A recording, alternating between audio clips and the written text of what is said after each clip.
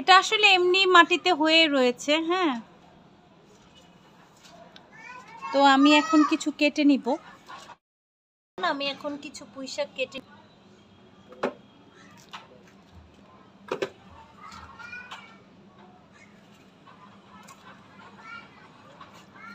কত বড় পাতা।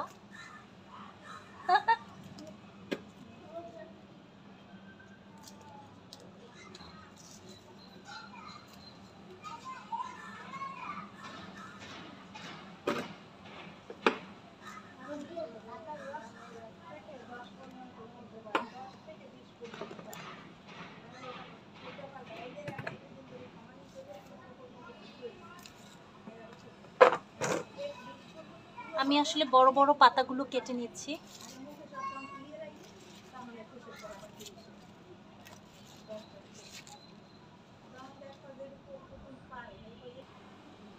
তো এই যে দেখুন আমার পুঁইশাক।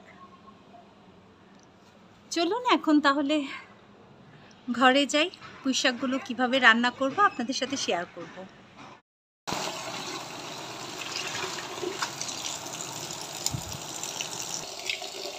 তো দেখুন এখন পুঁইশাকগুলো আমি ভালোভাবে ধুয়ে নিচ্ছি।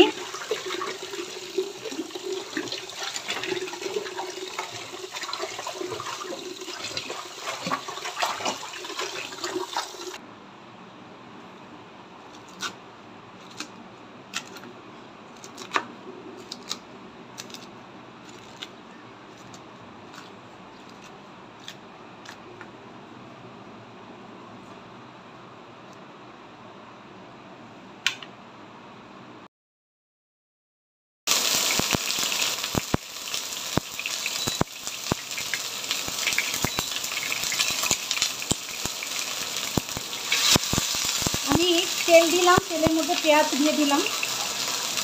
তো একটু লবণ ছিল, সেজন্য হচ্ছে সরি লবণ ছিল না, পানি ছিল, একটু লবণ দিয়ে দিলাম। লবণ দিলে হয় কি ওই যে পানিটা একটু কম ফোটে, সে কারণে আমি পানি দিয়ে দিলাম। তো এখন এটার ভিতরে আমি চিংড়ি মাছ দিয়ে দিচ্ছি।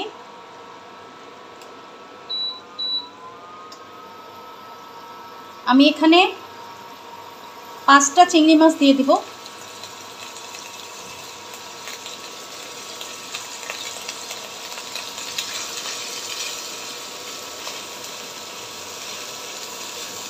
পেঁয়াজটা চিংড়ি মাছটা একটু আমি ভুনা করে নিব। দেখেন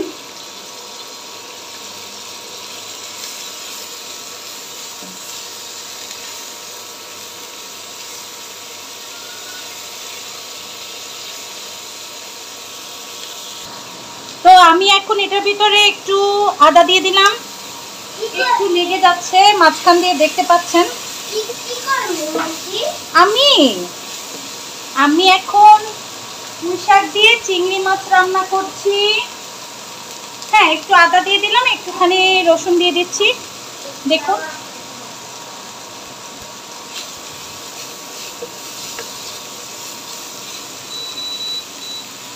এই যে, এবার আমি এটার ভেতরে একটু পানি দিয়ে দিব। হ্যাঁ, দেখতে পাচ্ছেন মশলাটা একটু হালকা পোড়া পোড়া লাগছে, এই কারণে একটু পানি দিয়ে দিলাম। ঠিক আছে, পানি দিলাম। পানি দিয়ে এখন এটার ভিতরে আমি একটু হলুদের গুঁড়ো দিয়ে দিচ্ছি। দেখুন এই যে একটু হলুদের গুঁড়ো দিয়ে দিলাম। হলুদের গুঁড়ো আপনারা 1/2 চামচ দিলেই হবে। ঠিক আছে, একটু হলুদের গুঁড়ো দেব, হালকা একটু মরিচ দেব, কারণ আমার আম্মু আবার ঝাল খেতে পারে না। একদমই হালকা একটু দিলাম মরিচ। ঠিক আছে, হালকা একটু মরিচ দিলাম। এখন এটা আমি একটু সুন্দর করে ভুনা করব। ভুনাটা হোক। আচ্ছা, এখন ভুনা হওয়া শেষ হয়ে গেছে, এখন আমি পানি দিয়ে দিলাম। ঠিক আছে, পানিটা একটু ফুটে উঠুক। হ্যাঁ, একটু পানিটা ফুটে উঠবে। মশলাগুলো একটু ঠিক করে দিচ্ছি। দেখুন পানিটা একটু ফুটে উঠুক। ফুটে উঠলে আমি শাকটা দিয়ে দেব। তো পানিটা এখন ফুটে উঠেছে, এখন আমি শাকটা দিয়ে দিচ্ছি। দেখেন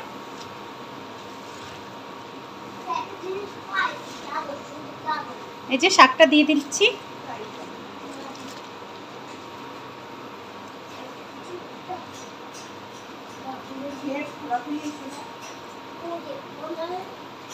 তো শাকটা দিয়ে আমি এখন আর নাড়াচাড়া দিব না। আমি এখন যেটা করব সেটা হচ্ছে সুন্দরভাবে আমি ঢেকে দেব। এখন আমি ঢাকনাটা দিয়ে দিলাম, এখন এভাবে 10 মিনিট রেখে দেব। তো আমি এখন এটা একটু নেড়ে দিচ্ছি।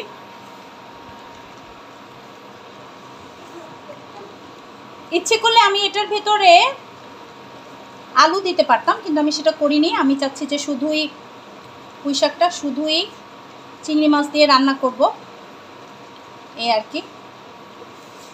আমার আম্মু খুব পছন্দ করে পুঁই শাক, আর বেসিক্যালি এটা ছাদের থেকে তোলা গাছের পুঁই শাক, সেজন্য আমি নিজের হাতে রান্না করছি, এই আর কি।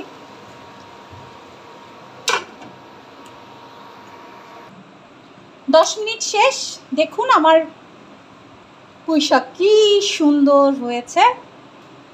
এখন আমি ভাত খাবো পুঁই শাক দিয়ে। এখন অবশ্য বিকেল 4টা বাজে। এই যে আমার পুঁই শাক, আমি এখন এটা সার্ভ করেছি সুন্দর বাটিটায়, একটু পরে খাবো।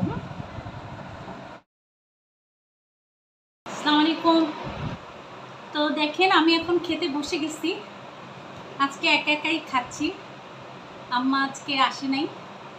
আম্মা আমার ছোটো বোনের ঘরে, তো একা একা খাচ্ছি। পুঁই শাকটা আমার রান্না করা শেষ। এই যে আমার পুঁই শাক অনেকখানি শেষও হয়ে গেছে। আচ্ছা, তারপর আপনাদেরকে একটু দেখাচ্ছি আমি। এই যে পুঁই শাক, আসলে আমি স্ট্যান্ডটা ঠিক মতো বসাতে পারি নাই। হ্যাঁ, এই যে দেখেন, ভীষণ মজা হয়েছে, ভীষণ মজা। আপনারা এইভাবে পুঁই শাক রান্না করবেন। আর গাছের পুঁই শাক, মানে গাছের বলতে হচ্ছে, দেখলেনি তো আমি একটু আগে কেটে রান্না করেছি, মানে একদম ফ্রেশ, কোনো ভেজাল নাই, ঠিক আছে। তো আপনারা ইচ্ছা করলে বারান্দাতেও পুঁই শাক লাগাতে পারেন, আপনাদের যাদের ছোট ছোট বারান্দা আছে টবের ভেতরে লাগাতে পারেন, এই আর কি। তো আমার বারান্দায় টবের ভেতরে লাগানো আছে, আমি একটু দেখাচ্ছি। এই যে, ঠিক আছে। তো ভালো থাকেন সবাই। এই তো খাওয়া দাওয়া করেন, আমি খাওয়া দাওয়া করছি। আসলে দেরি হয়ে গেছে, এখন এইমাত্র আসরের আজান দিল, এই আর কি। ঠিক আছে, আল্লাহ হাফিজ।